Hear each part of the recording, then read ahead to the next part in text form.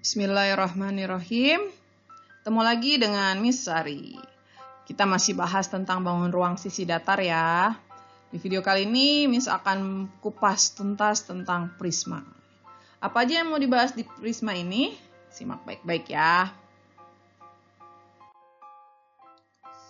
Sebelum masuk ke prisma, Miss ingatkan lagi konsep dari bangun ruang sisi datar. Jadi bangun ruang sisi datar itu bangun ruang yang sisi-sisinya itu adalah bangun datar.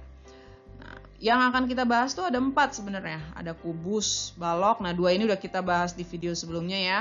Lalu di video ini insya Allah akan kita bahas tentang prisma. Lalu di video selanjutnya kita akan bahas tentang limas. Nah, prisma sendiri itu apa sih? Nah, prisma itu bangun ruang 3 dimensi yang alas dan tutupnya kongruen. Jadi bentuk sama ukurannya sama, alas dan tutup. Lalu sejajar ya, dia sejajar bentuknya, jadi lurus gitu ya. Berbentuk segi N. Nah, segi N itu N-nya bisa mulai dari 3 ya, jadi bisa segi 3, segi 4, segi 5 gitu. Kalau dilihat dari bentuk alasnya. Nah, lalu karena dari segi N nanti bisa terbagi menjadi, nanti namanya bisa jadi prisma segitiga. Jadi lihat dari alasnya ya.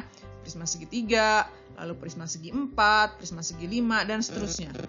Nah, prisma yang alasnya persegi nanti disebutnya balok atau kubus. Nah, kalau balok berarti alas sama itunya sama, cuman kalau kubus berarti seluruhnya itu sisinya sama ya.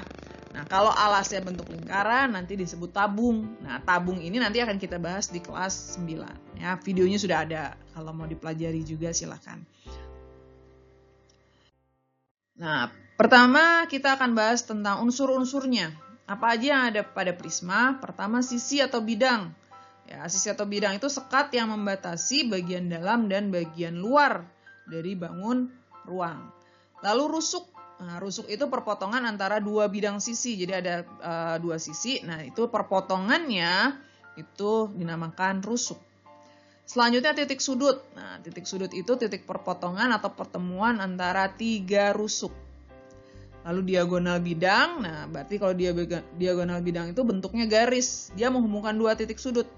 Karena bidang, maka yang dihubungkan adalah sudut-sudut yang berada pada bidang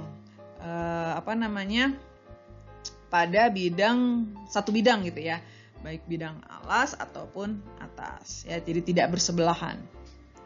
Lalu diagonal ruang. Nah, diagonal ruang ini adalah garis yang menghubungkan titik sudut pada bidang alas dan titik sudut pada bidang atas. Jadi dia ada di atas sama di bawah titik sudutnya, tapi tidak pada satu bidang tegaknya ya. Lalu terakhir bidang diagonal. Nah, bidang diagonal ini bentuknya bidang. Jadi pasti ada diagonal, menghubungkan antara diagonal bidang sama diagonal bidang alas sama diagonal bidang atas gitu ya. Nah, supaya lebih jelas digambarkan nih, Miss gambarkan. Nah, misalkan ini Miss bentuk prisma segi apa? Segi 5 karena alasnya merupakan segi 5. Yang pertama sisi atau bidang. Kalau prisma dia sisi atau bidangnya tergantung dia prisma apa? Prisma segi berapa? Banyaknya sisi itu adalah N tambah 2 ya. Jadi terdiri dari bidang alas dan juga bidang atas yang sama ya. Jadi sisinya ada bidang alas, bidang atas sama besarnya, ukurannya kongruen ya dia, dan sisi tegak. Nah, kenapa N tambah 2? Nah, karena sisi tegak itu nanti jumlahnya sama seperti segi berapa dia. Kalau segi 5 maka sisi tegaknya ada 5. Segi 3 maka sisi tegaknya ada 3. Terus ditambah 2. 2 ini dari mana? 2 itu adalah sisi alas dan sisi atas. Sehingga jumlah sisi pada prisma adalah N tambah 2. Lalu rusuk. Rusuk itu jumlahnya pada prisma ada 3N. Kenapa ada 3N? Karena terdiri dari rusuk alas. Nah, rusuk alas nih jumlahnya tergantung nih prisma segi berapa. Lalu rusuk atas, sama ya jumlahnya. Rusuk tegak. Semuanya ini tergantung pada dia prisma segi N. Nah, N-nya berapa? Gitu. Nah, rusuk tegak ini nanti disebut juga tinggi prisma. Ya, jadi jumlah rusuk pada prisma itu adalah 3N, tergantung N-nya. Kalau prisma segi 5 kayak gini, maka rusuknya ada 15. Kalau prisma segitiga, maka rusuknya ada 9 dan selanjutnya. Terus titik sudut. Nah, titik sudutnya, karena kita lihat ini titik sudutnya kan ada di alas dan ada di atas, maka 2N jumlahnya. Ya, jumlah titik sudut pada prisma itu sebanyak 2N. Kalau dia prisma segi 5 seperti ini, maka jumlah titik sudutnya ada 10. Kalau prisma segitiga, maka jumlah titik sudutnya ada 6 dan seterusnya. Nah, hubungan antara sisi, rusuk atau titik sudut, nah kalau disingkat ya, disingkat dengan titik sudut itu T, sisi itu S dan rusuk R, maka hubungannya pada prisma adalah S tambah T sama dengan R tambah 2. Ya, jadi jumlah banyaknya sisi ditambah jumlah banyaknya titik sudut itu sama dengan banyaknya rusuk ditambah 2. Nah, ini rumus Euler ya. Nanti ini rumus ini kita cek bisa berlaku pada bangun ruang apa saja. Oke, jadi S tambah T sama dengan R tambah 2. Nah, itu unsur-unsur prisma. Nah, jaring-jaring prisma. Nah, prisma itu sama ya seperti kubus maupun balok. Kalau dia dipotong berdasarkan rusuk-rusuknya terus dibuka atau direntangkan, maka akan menghasilkan suatu bangun datar. Nah, itulah yang disebut jaring-jaring prisma. Nah, contoh jaring-jaring prisma ini, jadi tergantung ya. Nah, ini misalkan prisma segitiga. Dan jaring-jaring prisma segitiga ini bukan cuma satu, bisa aja segitiga ini geser di sini.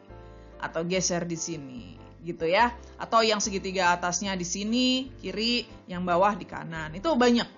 Nah, ini masing-masing prismanya satu contoh ya. Jadi jaring-jaring prisma segi 4, contohnya seperti ini.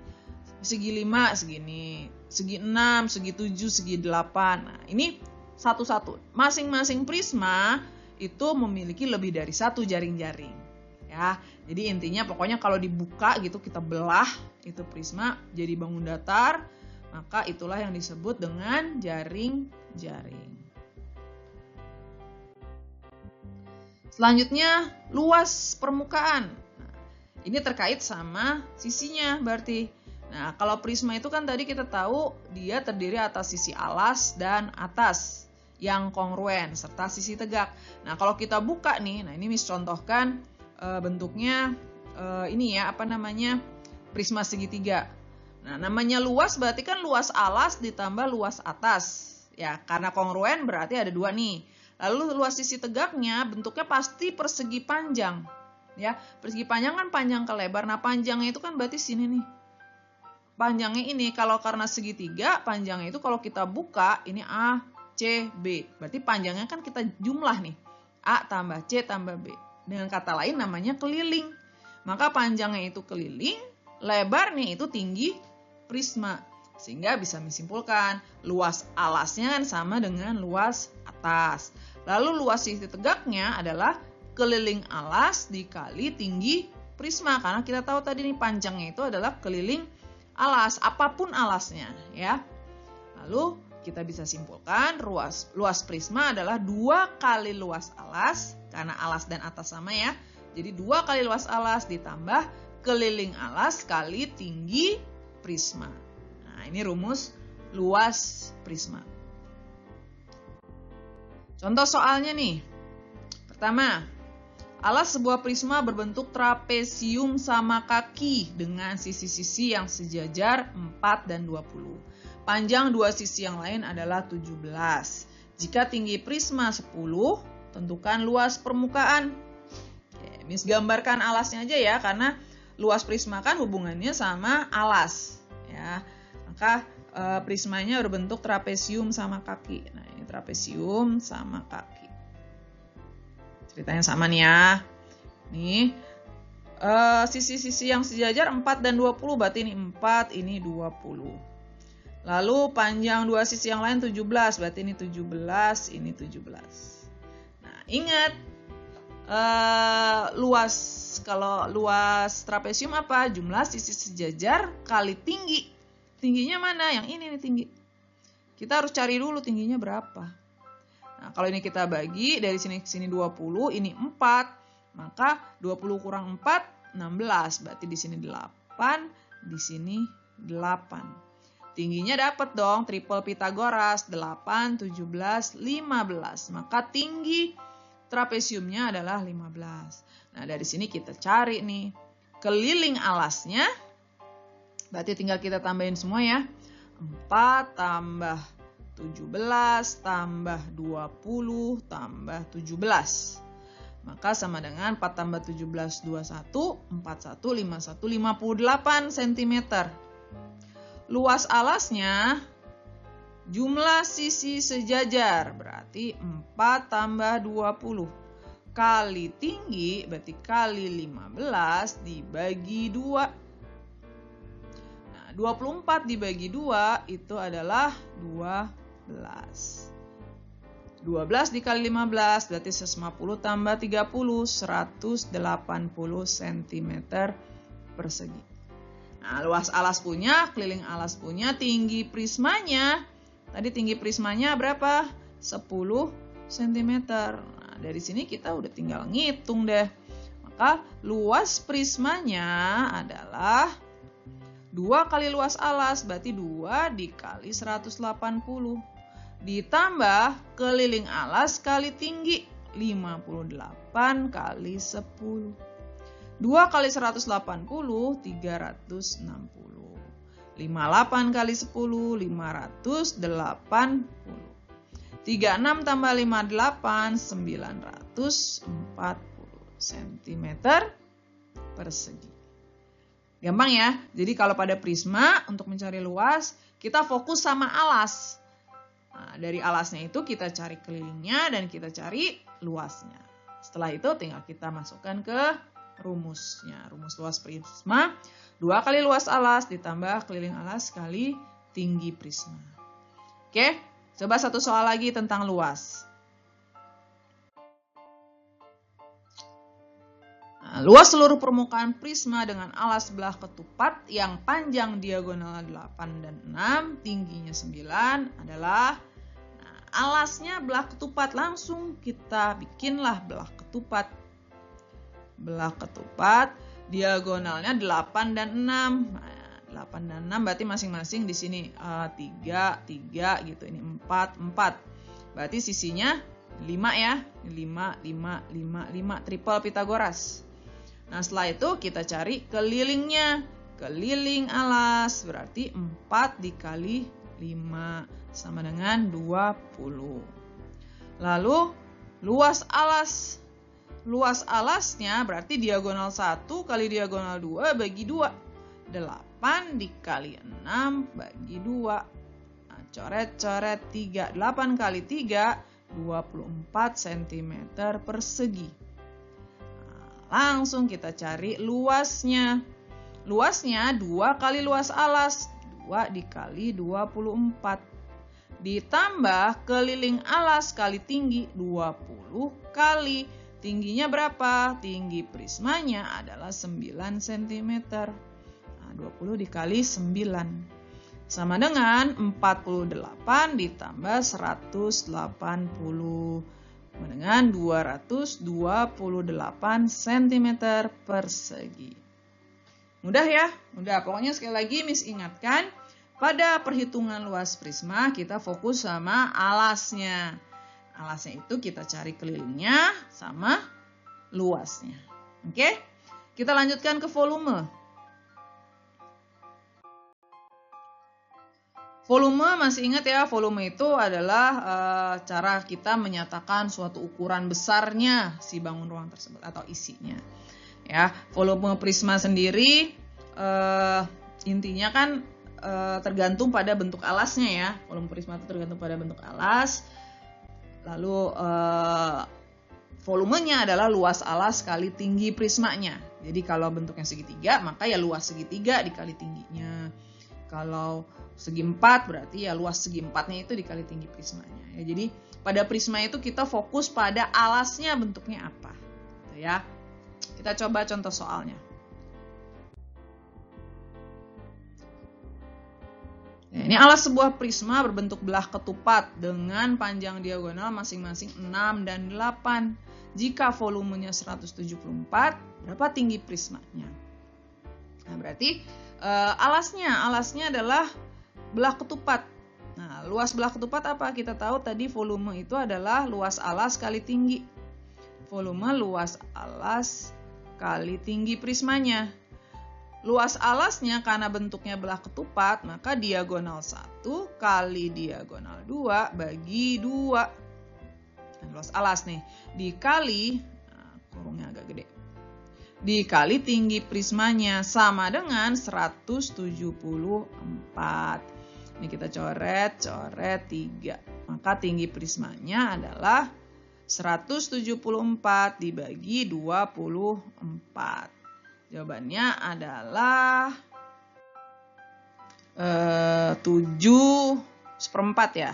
7,25 cm. Ya, mudah ya. Ini prisma mah gampang. Oke, kita lanjutkan. Satu soal lagi contohnya nih. Sebuah prisma alasnya berbentuk persegi dengan panjang sisinya 5. Lalu tingginya 5 juga. Jika panjang sisi alas diperbesar 3 kali semula, perbandingan volume sebelum dan sesudah sisinya diperbesar adalah, nah, ini kalau perbandingan kan nggak perlu kita cari dulu ya satu-satu, langsung aja kita tulis. V1 banding V2. Kita anggap sebelum itu V1, sesudah itu V2. Maka sebelum diperbesar itu adalah luas alasnya, perseginya. Itu S kuadrat ya, atau S kali S gitu, dikali tinggi prisma kali tinggi. Nah, jika panjang sisi alas diperbesar 3 kali, berarti ini jadi 3S, ini juga jadi 3S, tingginya tetap ya. Nah, maka ini bisa kita coret. Nah, atasnya 1, bawahnya 9. Maka perbandingan volume sebelum banding sesudah adalah 1/9. Gitu. Mudah ya? Mudah. Insya Allah sangat bisa difahami ya, karena prisma ini mudah. Jadi kita hanya fokus pada alasnya. Alasnya bentuknya apa? Maka kita hitunglah keliling dan luasnya. Kalau pada luas kita butuh keliling dan luas. Kalau pada volume kita hanya butuh luasnya saja. Oke, mudah-mudahan bisa difahami, bisa membantu kalian dalam mengerjakan soal-soal nantinya, termasuk soal ulangan juga. Kalau ada yang kurang paham, silakan tanya Miss Sari, komen aja di videonya. Oke, kita ketemu lagi di video-video Miss Sari berikutnya.